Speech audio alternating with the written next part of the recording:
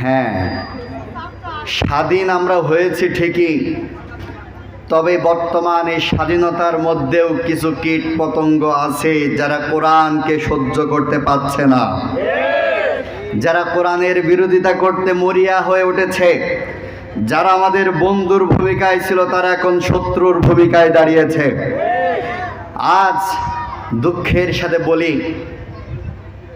পাবনাতে হিংসার বশবর্তী হয়ে যারা এতদিন বন্ধুর ভূমিকায় ছিল তারা আমাদের অফিসের কোরআন পর্যন্ত পুড়িয়ে ছাই করে দিয়েছে।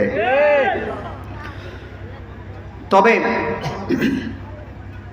কোরআনের এই ময়দানে, কোরআনের এই স্টেজে যেহেতু বসেছি, চেয়ারে যেহেতু বসেছি, কিছু কথা একেবারে না বললেই নয়।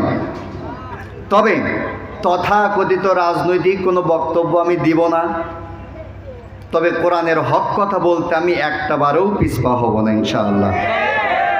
কোরআনে ঠিক যেইভাবে আছে সেইভাবেই তাফসির করব।